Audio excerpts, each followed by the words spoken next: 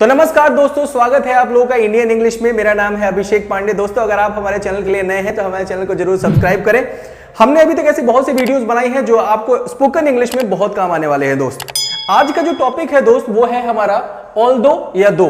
हालांकि आपने बहुत बार लोगों को इसका यूज करते हुए सुना होगा, लेकिन आपको एक आइडिया नहीं होता होगा कि किस सिचुएशन में इसका हमें यूज करना है। ठीक है, ऑल्दो और दो दोनों एक ही है। कुछ लोग इसे ऑल्थो पढ़ते हैं, तो ऑल्थो नहीं होता है, ऑल्दो होता है ये। और कुछ लोग इसे थो पढ़ते हैं, इट्स नॉट थो, इट्स दो। ठीक है, ऑल्दो और दो दोनों का मतलब होता है हालांकि।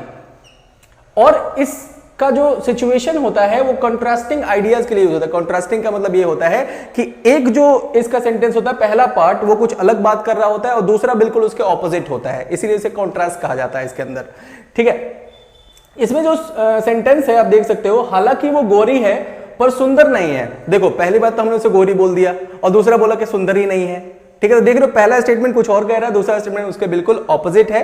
तो दो और ऑल्दो का यूज कॉन्ट्रास्टिंग आइडियाज के लिए होता है। देखो, हालांकि वो गोरी है, ऑल्दो, देखो हम इनमें से दोनों में से किसी का यूज कर सकते हैं। या तो हम ऑल्दो लिख सकते हैं या दो का भी यूज कर सकते हैं। ठीक है, तो हालांकि वो गोरी है, although she is fair,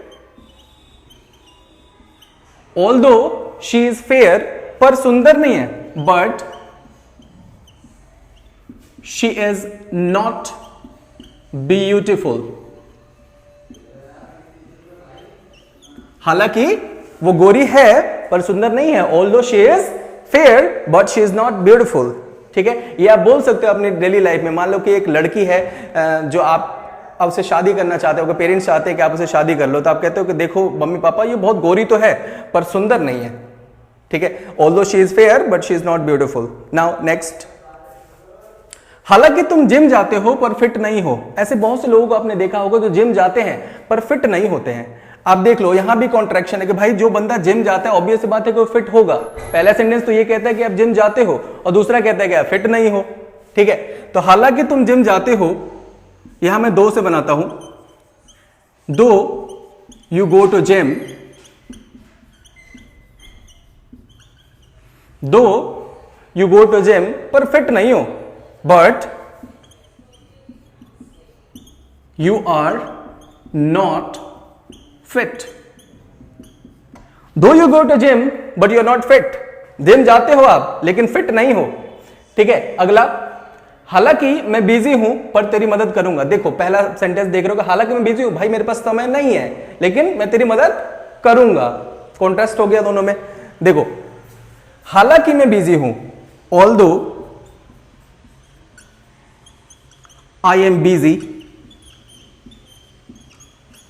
but I will help you.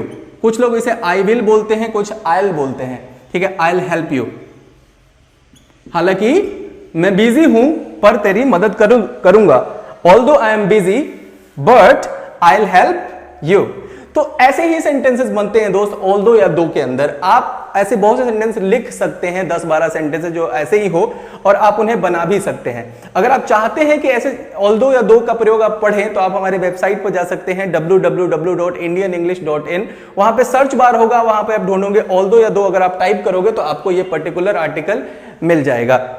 ठीक है, तो आई होप आपको ये वीडियो अच्छा लगा होगा। अगर अच्छा लगा होगा तो इस वीडियो को जरूर लाइक करें, अपने दोस्तों के साथ शेयर करें, हमारे चैनल को सब्सक्राइब करना ना भूलें। चलिए, आज के लिए इतना ही। See you in the next video with something else. Bye bye.